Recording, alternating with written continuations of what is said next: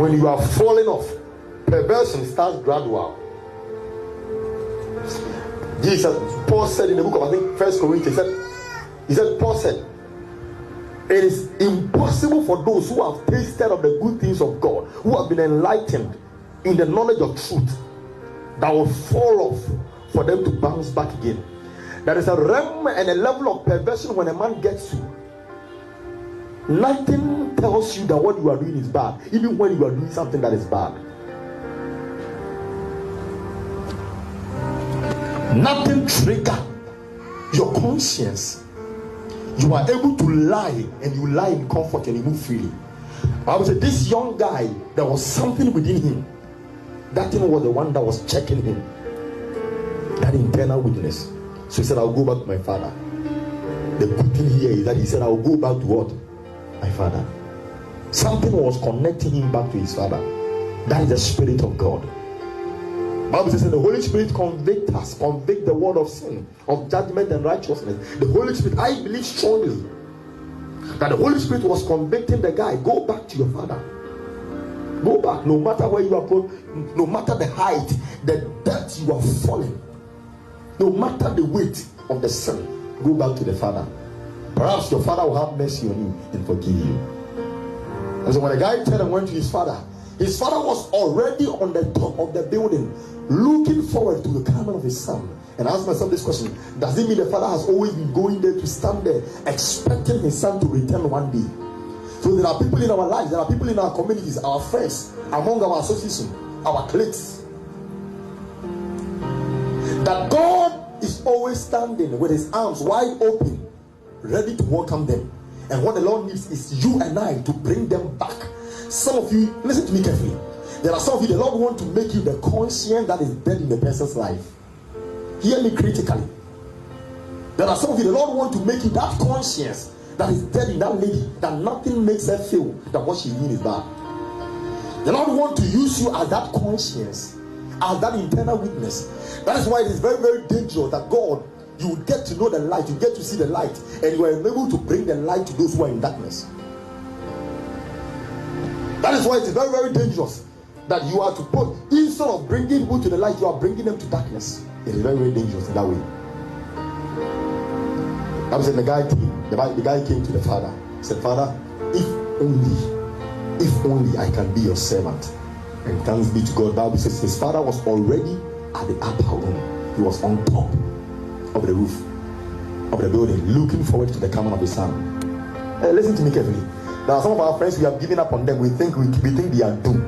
But let me tell you something. God's arm is widely open. God's arms are widely open, ready to receive them. The only thing God expects us to do is that be that conscience that the guy has lost.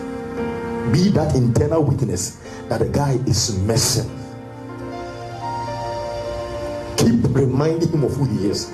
Keep drawing his attention to the man who was nailed to the cross, whose blood has sanctified him and needs him. Keep doing that.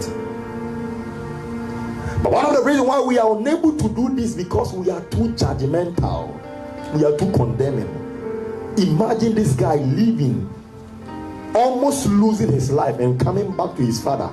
But when he got to his father, when he came to his father said, okay, if you have come, give my son the best of the robes in the house, the best of the dresses, kill the fat cows, the best of the animals. I want you to prepare them so that we will have a celebration, because this my son was lost, but today I have found him. And Jesus said, how glorious is it when one sinner repents, for numerous uncountable number of angels rejoices in the heavens at the repentance, at the turning point of just one person whom through you has come to receive Christ and to live for Christ.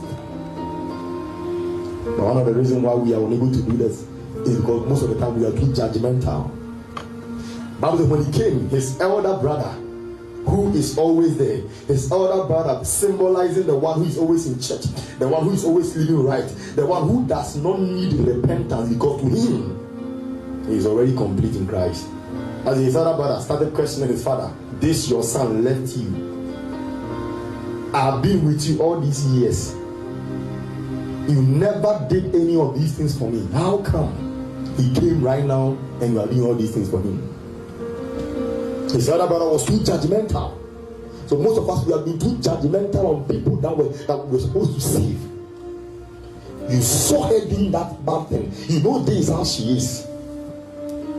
But we couldn't extend some level of sympathy and passion on them.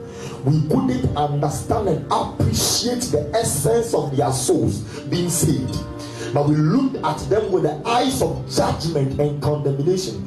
We looked at that young lady and were able to predict their doom, because we saw that the kind of life they are living, the only thing that it will end them in is judgment and condemnation.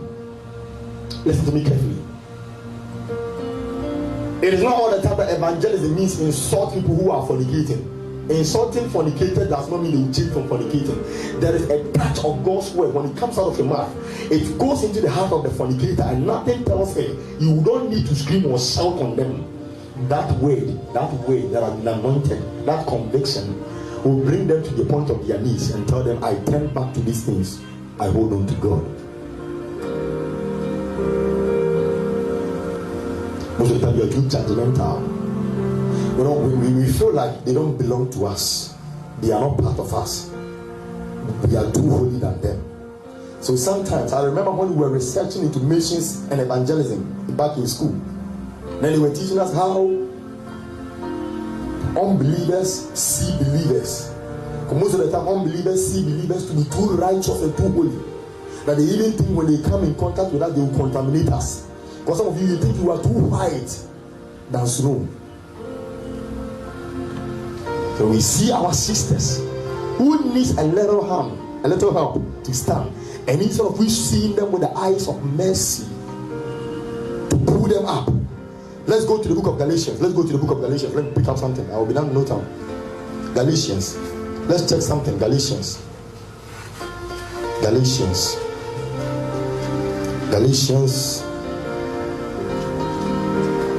chapter 6.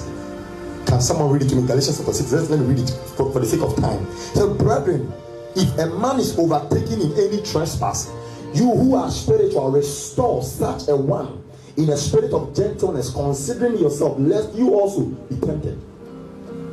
The brethren, if a man is overtaken by any trespass, you that are spiritual, in other words, you that are strong, firm. So the other day when Peter was falling, when Peter was about to fall, Jesus said to Peter, Simon, Simon, Satan has desired to sift you as wheat. Satan has desired to manipulate and control your destiny beyond direction and essence of relevance. But I pray for you, so that when thou art converted, so that when the other translation say, so that when thou art renewed, when thou art renewed, when you are renewed, when you are refreshed, when you are energized, you should strengthen your brothers. So Simon, Satan has desired. Satan wanted to shake you and give you a state of confused life. Why you would abandon me and you abandon your mission and vision, Simon? But I have prayed for you. I have stood in the gap for you. There's a young lady who is into fornication, who is probably a lesbian. Your ability to stand in the place of intercession for that person and bring the person to Christ, without a rather judging her character, judging her soul, and bring her to the place of condemnation. If we're able to stand in and that young lady redeems herself in Christ, she might be a singer in the house of God, whose voice will bring people's knee before the throne of God. That maybe you might not be able to do. So, some years in the past life of Paul, he was the persecutor of the Jews. But when this guy got converted, he was the same person drawing a lot of people into the body of Christ. How we judge people. We have judged so many people prematurely in the faith that most of them have lost it. We've judged so many people prematurely. So one of the reasons why we are unable to win the lost to Christ is because we are too judgmental. Jonah, go and preach to the people of Nineveh, the capital city of Assyria. Go to Nineveh and announce to them the repentance and the coming judgment of God. Announce to them the coming day of the Lord, judgment and repentance. Jonah said, I won't go. Why must I go? I will not go. And even when Jonah, chapter 1, when Jonah had refused his mission, chapter 2, when Jonah was now in the belly of the fish, crying out to God for redemption and God helped him. Chapter 3, when Jonah even began preaching the message God gave to him, when Jonah went to preach to the people of Nineveh, the only thing Jonah was telling them is that in 40 days, this city will be doomed. That was the only thing Jonah was saying. In 40 days, this city will be doomed. A complete message of judgment. He could not let the people know that there is a God whose eyes sees our weakness and have compassion for us.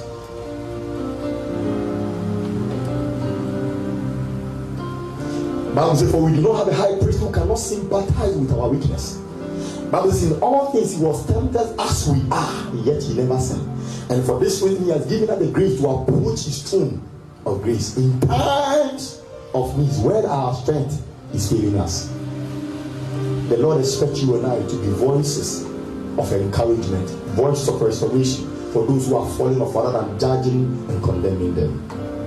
I want to give sense to somebody. Now the last thing I'm talking about here,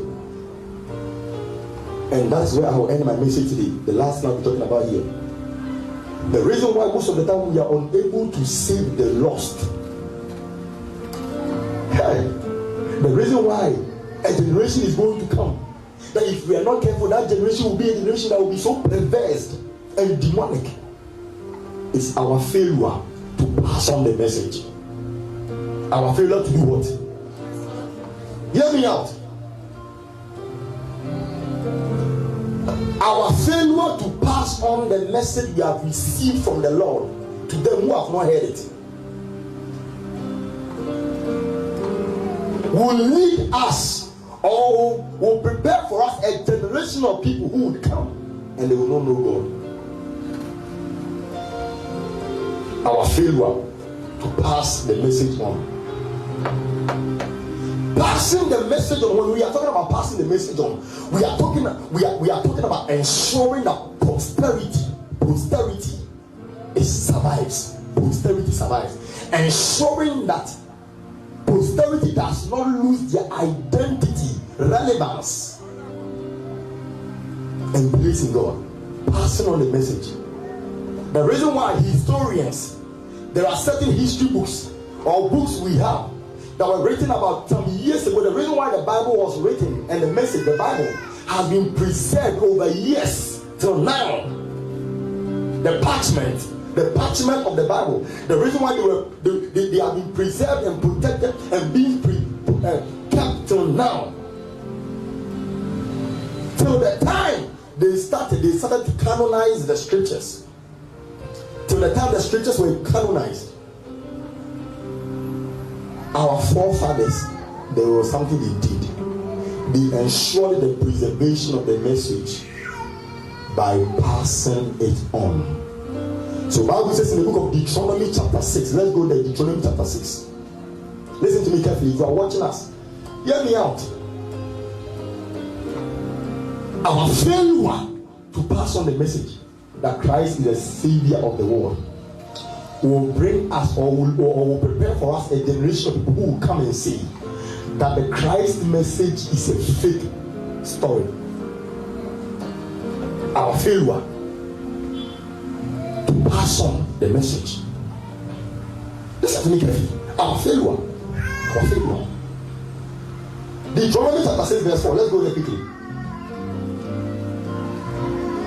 Deuteronomy 6 verse 4. Can someone read it quickly? I want go of time. Can someone read it to me quickly? Deuteronomy chapter 6 verse 4. Deuteronomy 6 verse 4. Can I get someone to read it quickly?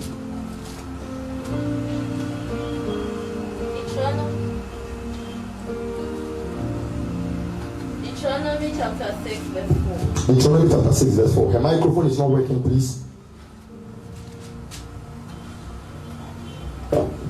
Deuteronomy chapter 6 verse 4. Amen. Hear, O Israel. Now, this is what the message the Lord gave to Moses. When they were about to cross over to Canaan, to the land that the Lord has promised them, he said, Moses, remember you people have been wandering in this wilderness for almost 40 years. Some people have died, some have been born. New babies have been born. Some have joined the family, some have fallen off. There is something I want you to make sure that thing lives on. So declare this message unto the Israelites. So Moses came and said, Hear ye, O Israel. Go on. Hear, O Israel. Hear, O Israel. The Lord our God is one Lord. The Lord our God is one Lord. One Lord. And in the Jewish tradition, this is what they call the Shema. That is the profession of the Jewish faith. Pass this message on. That hear, O Israel, the Lord our God is one. Go on for me. And thou shalt love the Lord thy God. Pass this to them that they should love the Lord their God. With all thy heart. With all their heart. With all thy soul. With all their soul. And with all thy mind. And with all their might. And these words. And these words. Which I command thee this which I command thee this day. Shall be in thy heart. Shall be in thy heart. And thou shalt teach them. What this carefully said. And thou shalt teach them. Diligently. Unto thy children. Unto thy children. But see, there is something called inheritance. Most of you, what you are careful about and what you are critically building is how you can pass on your inheritance of car to your sons. I want to secure my role. Let me secure my role so that when I die, my sons can inherit from my assets. The best asset you can ever give to your children is the knowledge of the truth of God. You can give them car. If they are not with God, the car will kill them. You can give them millions of dollars. And God, they do not understand their relationship with God if they don't also have the message of God with them. The millions of dollars will kill them. Is somebody hearing me today? So he said, you shall teach them. Go on for me. And shall talk to them. No, repeat it for me. You shall teach them. And thou shalt teach them. And thou shalt teach them diligently. In other words, not just teaching them diligently, adding an adjective to it. You shall teach them diligently. Teach them critically. Teach them detail. Teach them into detail. Teach them until what you have taught them become part of them.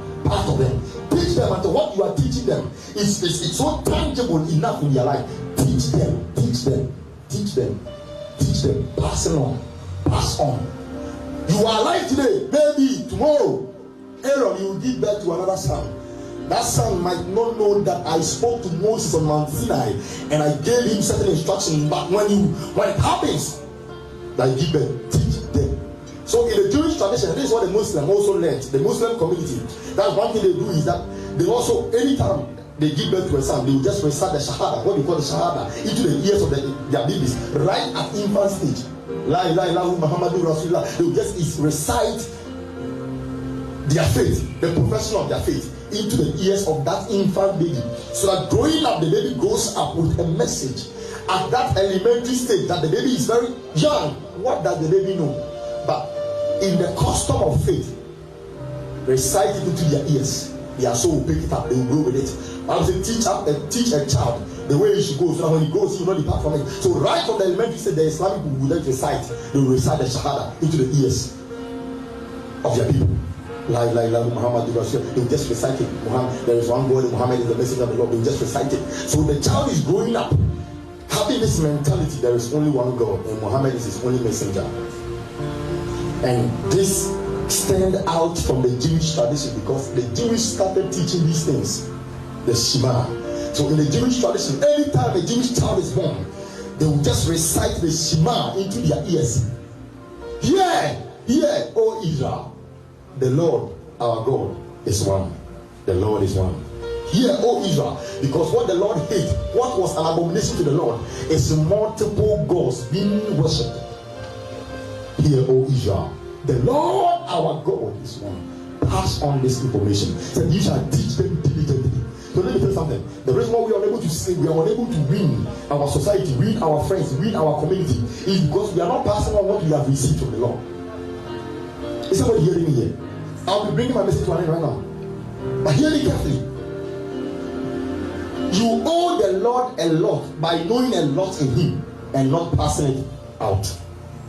I'm repeating myself. You will owe the Lord a lot by knowing a lot in the Lord without passing a lot to others. Without passing a lot to a lot of people. You owe the Lord a lot. So the Bible says, to whom much is given, much is what? Required. It's expected of you. Passing on the message. Passing on. Listen to me. You see, our forefathers, some of them, they died because of this gospel. Saint Kizito was burnt because of this gospel. Some of the saints, Apostle Peter, Saint Peter, was nailed to the cross with his head showing down and his legs up because of the preservation of this message during the days of those days where the emperors were ruling the Roman kingdom. How they descended on the body of Christ, killed our fathers of faith. They killed our fathers of faith. Some were burnt. There was an emperor called Emperor Nero. Emperor Nero could arrest believers and put them in his back. According to history, the man was living in a very big mansion with a very vast land as a garden. And the garden, the only thing he was doing in the garden was that he was burning believers there. So those who carry the message, who are carrying the message, when he sees you, they will pick you up and go and burn you. If you believe, if you are professing to your faith, they will burn you. And at a point in time, there was also an emperor that I think emerged. I don't know if it is Domitian or Vespasian, but one of the emperors also emerged. And what the emperor wanted to do was that he wanted to burn all the books, all the parchments, all the books, all the sacred books, all the parchment, the Bible pieces. In those days, it was not a complete Bible like we have it now, like the parchments. So what this emperor did was that he would always go to towns and gather the pieces of the Bibles that was left, or the pieces of the parchment, and burn them. In the book of Jeremiah, the same thing happened. Jeremiah was given an instruction to write down something and announce to the people of Israel. And the Bible said there was a king that took it and burnt it, and the Lord gave him yet another message and even more.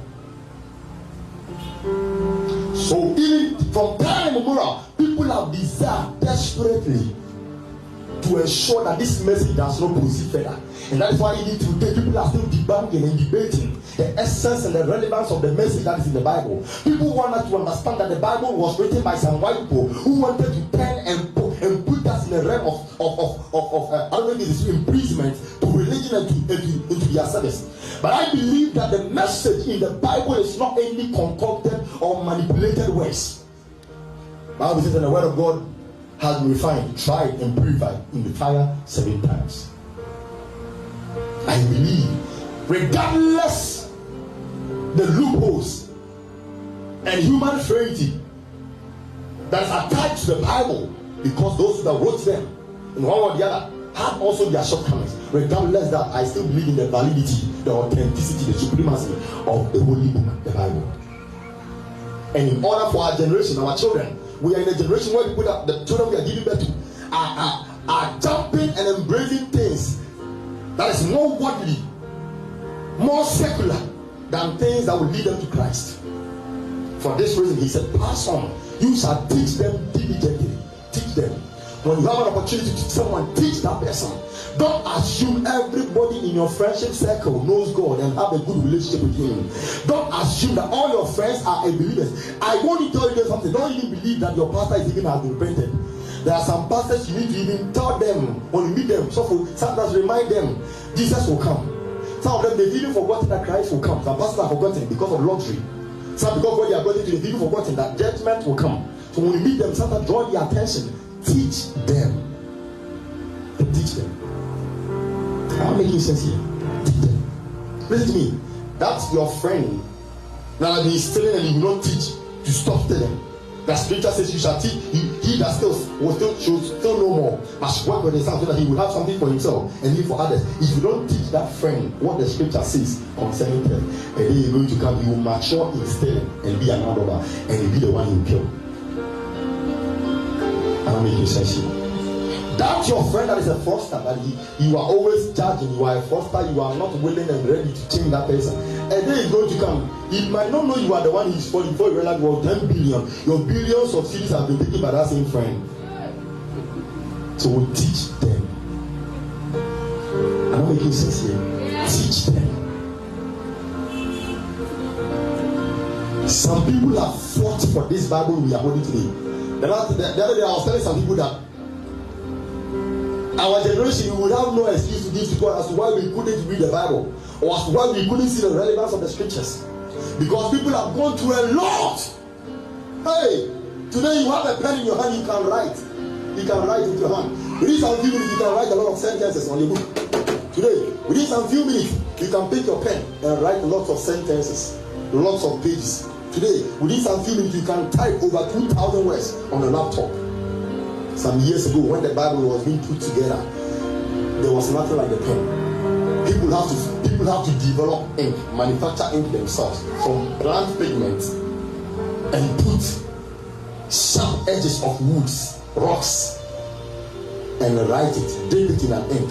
Look at how tedious this work would be, yet they endure, so that the message the Lord was giving them will be preserved for you and I to have it today. So today, by God's grace, you have it on your phone, on your tablets, in your books, everywhere you turn to. The scripture has been made available to us all.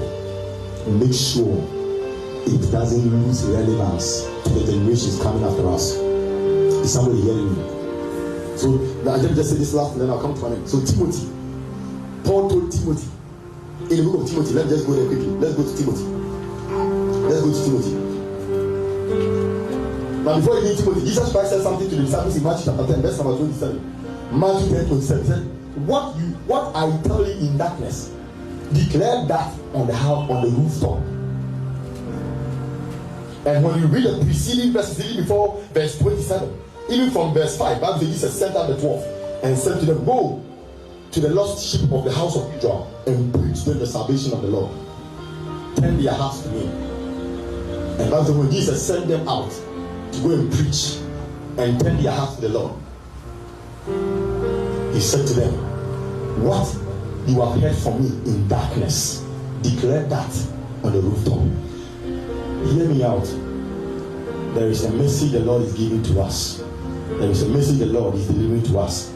We must be willing to hear it so that we can declare it out to them who have not heard it. It is not everybody who has the ear to hear. So even in the book of Revelation, Jesus will end, or the angel delivering the message to John will end and say, He that has an ear, let him hear what the Spirit says unto the churches. In other words, not everybody has an ear. So if you are fortunate to have an ear, make sure somebody also have an ear. Am I making sense to somebody here? So, in other words, what you have heard from me, what the things I have taught you, make sure you declare those things on the rooftop. That was the instruction Jesus gave to the 12. That was, he gave them power over unclean spirit and sent them forth to go to gather the lost sheep of the house of Israel. And he said, the words that you have heard from me, declare forth on the house, on the rooftop. Declare it publicly. Say it to everybody. Sometimes at your workplace, talk about God. If don't assume everybody in your office is a Christian. In the church, talk about God. Not assume because we are in the church, everybody has repented. There are people in the church that have not repented. Even some men of God have not repented. So sometimes don't think everybody is repented. Talk about it all the time. Talk about it. Talk about it. Make sure the message does not lose its relevance. Pass it on. Pass it on.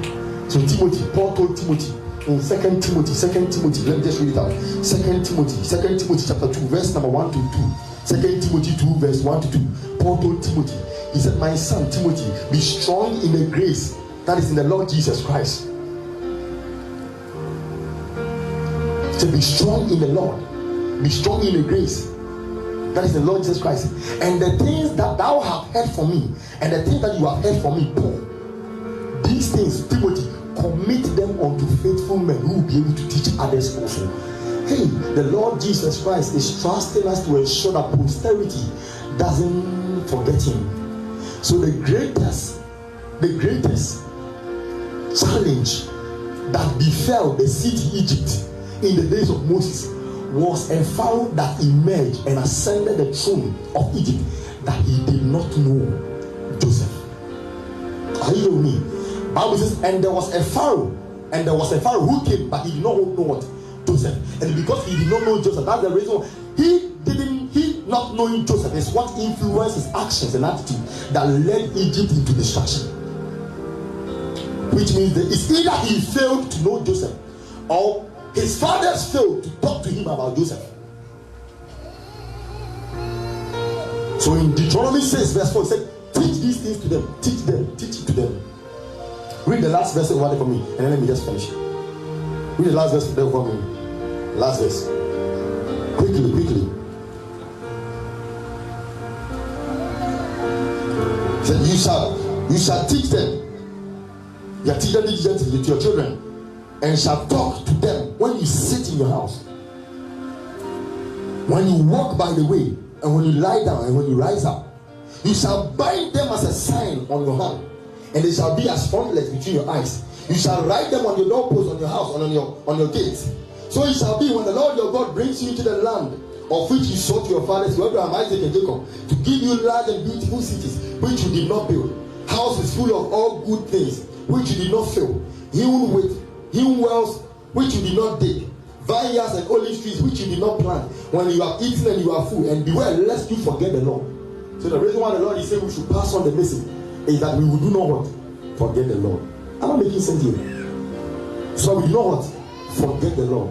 So make sure that posterity, our descendants coming, those coming after us, the only way they will not forget the Lord is when we are passing the Lord to them. Bearing fruit, pass on the message. What the Lord has shown you, what has the Lord shown you ever since you became a believer? What have you seen in the faith? What has become your conviction in the faith? That which you have received, pass it on. Make sure somebody else picks it.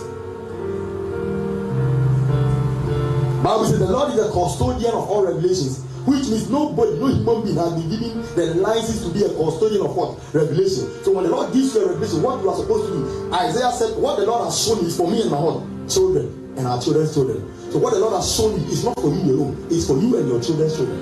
Pass it on. Teach it to them. I'm not making sense here. Teach it. When you read the book of Judges chapter 2, Judges chapter 2, verse 7 to 10, Bible says, at a point in time in the life of the Israelites, they did not know the Lord. A certain generation of Israelites came out, and as for them, they didn't know the Lord. So they followed what was pleasing in their own eyes, and that is what led them with the dispensation of the judges, where they were always being tormented, being beaten by their enemies, and the Lord will raise up a judge to come and deliver them. Why? Because before they entered into that dispensation of the judges, where they were being molested, being beaten by their enemies, the Bible says a generation of Israelites emerged, and as for them, they did not know the Lord. Judges chapter 2, from verse number 7 to 10, the Bible says they emerged, but they did not know the Lord. And I asked myself this question: what happened to Deuteronomy chapter 6, verse 4 to 14? What happened to that message the Lord gave to Moses? Is it at the point in time in the life of the Israelites, their fathers forgot to pass on the message, and that is how come a Jewish tradition or a Jewish generation could emerge that will not know the Lord. Let us not be surprised if in our time people are fighting, campaigning, and defending all kinds of evil things in society, and they want us to accept it. People want us to legalize homosexuality, lesbianism, things that are abominable in scripture. Because a generation is emerging, a generation of people are coming, a generation is emerging that have a particular gene, that gene is not the gene of God. Until we put the gene of God in them, a generation will come. They will tell us that opening church, to have church service is an offense, because people can be in their house and the same message can reach them. A generation is coming that they will not see the relevance of people sitting before men of God to hear the word of God. A generation will come. So Paul said to Timothy again that the Spirit expressly said that in the last days some will depart from the faith, heeding to deceiving doctrines and spirits, doctrines of demons. That generation is coming. You and I, we have a role to play to ensure that our generation and the generations that will meet us before our demise on earth must receive the message they will carry on. We will pass on to them. In Jesus' name. Amen.